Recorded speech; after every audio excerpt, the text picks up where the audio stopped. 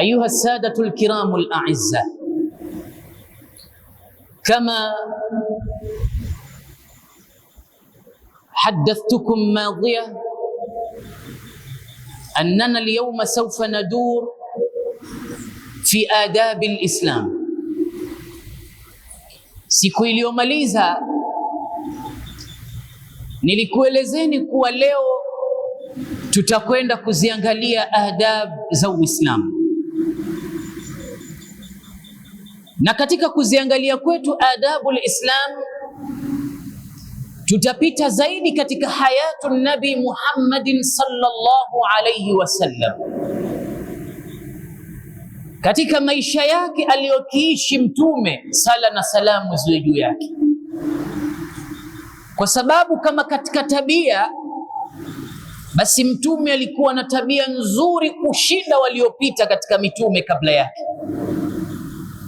Ndio maana washairi katika vitabu hivi maarufu ambavyo watu husoma sana katika siku za Maulid wanasema, faqa nabiyina fi khalqin wa fi khuluqin wa lam yudanuhu fi ilmin wala karami, kwamba yeye Muhammad aliwapita hao mitume waliokwisha kabla yake yeye katika maumbile hata tabia, na wala hawamfiki mtume kwa elimu yake wala karam aliyopewa na Allah.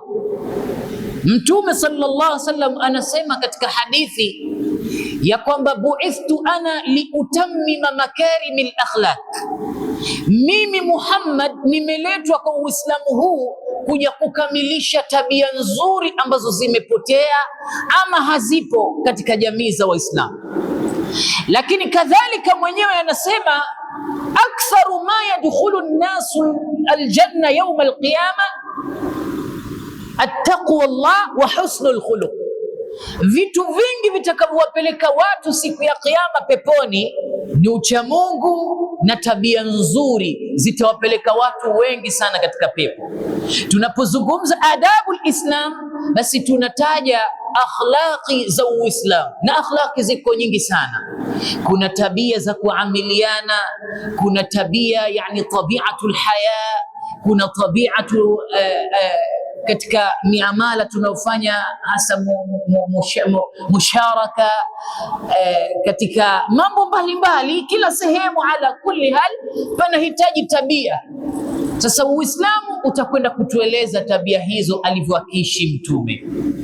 Miongoni mwa vitu ambavyo sitakaa nivisahau katika ahadithi za Mtume, miongoni mwa tabia zake nzuri, mara moja Mtume alikwenda zake katika soko, na soko lilikuwa likiitwa Dhil Majaz pale katika ardhi ya Makka. Akifika zake sokoni Mtume, fa idha hiya mar'atun ajuz, akampata Mtume mwanamke mtu mzima, yani mwanamke mzee kampata pale sokoni, na la shaka mwanamke huyu anaonekana kuwa yuko kwenye hali ya kuhitaji msaada, kwa sababu alikuwa ana himlatun kabira la tatiqu himlaha, alikuwa ana mzigo mkubwa ambapo hawezi kubeba, alikuwa ana auzar nyingi.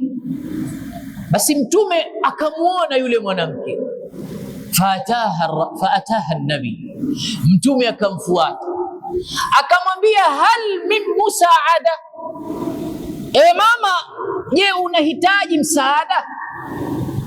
Faqalat na'am, yule mama akamwambia ndiyo, tena bisura. Mama kwa haraka haraka akamjibu ndiyo, kana kwamba vile alikuwa kila mtu anamhitaji amsaidie, lakini hakupata katika wale wapitao mbele yake wamzungukao wa kumsaidia.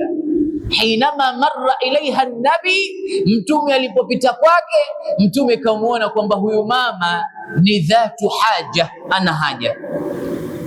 Basi Mtume fahamila auzariha kulliha, akaibeba Mtume mizigo ya yule mwanamke yote. Wamashtaka min thiqali auzariha shay'a, na mizigo ila shaka ilikuwa ni mizito mno, lakini Mtume hakushtaki kwamba hii mizigo mizito sana. La, Mtume alibeba ile mizigo akaenda nao shay'an fa shay'an. Tena mama anakaa kharija Makka, nje kidogo ya mji wa Makka, mpaka wakaiona nyumba ya yule mama Mtume akaitua ile mizigo katika nyumba ya yule mama. Basi Mtume akajiandaa kwa ajili ya kuondoka. Yule mama akamwambia Rasulullah, wa hiya la taarifu annahu nabi, la shaka huyu mwanamke hajui huyu aliye mbele yake kama ni mtume, hajui. Mama akamwambia Mtume, ya hadha ayuha rajul, e bwana uliyenisaidia, wallahi ma indi shay, mimi sina kitu chochote, adfa'u bihadhihi al-i'ana, cha kulipa kwa msaada wako huu. Anamwambia ma indi shay adfa'u bihadhihi al-i'ana, sina lolote la kukulipa mimi, lakin usika bishay'in, kuna jambo nitakupa nalo wasia.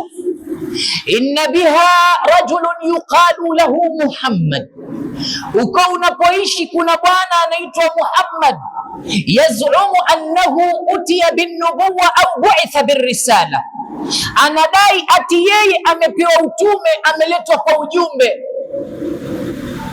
Kazi yake kubwa, yufariqu baina al-akhu wa ukhtu wa yufariqu baina ar-rajulu wa nisa, yani kazi yake ni kufarakanisha watu. La tukallimahu wala tadnu minhu shay'a, usizungumze naye ukimwona, na wala ukimwona usikaribiane naye, mkimbie. Huu ndo wasia wangu ninaokupa nao. Mtume alimsikiliza vizuri yule mwanamke.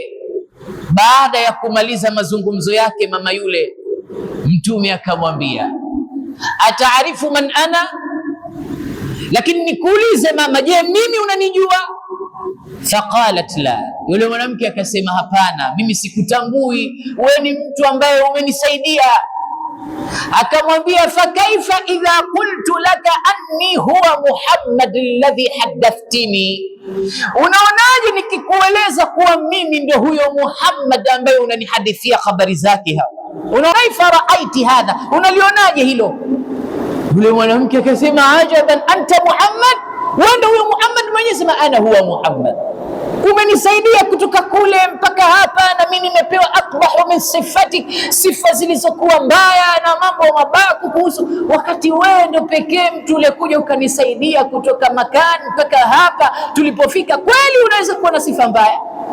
Yule mama akasema, ashhadu an la ilaha illa Allah wa annaka ya Muhammad rasulullah, wallahi naupokea na kukubali Uislamu. Fadakhalat fil Islam, akaingia katika Uislamu bitariqati tabiati al-Mustafa, kwa njia ya tabia za mtume wetu Muhammad sallallahu alayhi wasallam. Kama kulikuwa kuna mtu ana tabia nzuri, wallahi inni la ara afdala min tabiati nabi, sijaona mtu mwenye tabia njema kama mtume wetu Muhammad. Ndio maana wale washairi wa hikma walikuwa wanasema, wallahi kwa tabia zake, kaannaka ummun au abun hadhani fi dunya huma ruhama, kama vile huruma ya baba au mama, wawili hawa wanakuwa na huruma kubwa kwa watoto wao, baba na mama. Basi ndivyo mtume alivyoletwa katika umma huu. Ndio maana mwenyewe anasema, bu'ithtu ana mualliman, mimi kwenu ni mwalimu na kufundisheni kilichopotea au msichokijua, hasa katika tabia. Wa ajmalu minka lam tara qattu aini wa afdalu minka lam talidin nisa'u, khuliqta mubarra'an min kulli aibin kaannaka qad khuliqta kama tasha'u, فإذا رحمت فأنت أم أو أب هذان في الدنيا هما الرحماء، وإذا خطبت فللمنابر هزة تعر الندية وللقلوب بكاء، وإذا أعطيت العهد أو وفيته فجميع عهدك ذمة ووفاء، وإذا غضبت فإنما هي غضبة للحق لا ضغن ولا شأناء، يا من له الأخلاق ما تهوى العلا منها وما يتعشق الكبراء، ذامتك في خلق عظيم شمائل يغرى بهن ويعلى الكرماء. Alikuwa mtume mara moja katika vita vinaitwa dhatu riqa, Katika vita vya Dhatu Riqa, baada ya kumaliza vita, Mtume aliuona mti, faamida ilaiha wa jalasa tahtaha muallaqa saifahu fauqa. Mtume kauona mti, akenda chini ya mti akatundika upanga wake juu ya mti, kisha Mtume akakaa chini ya mti ule.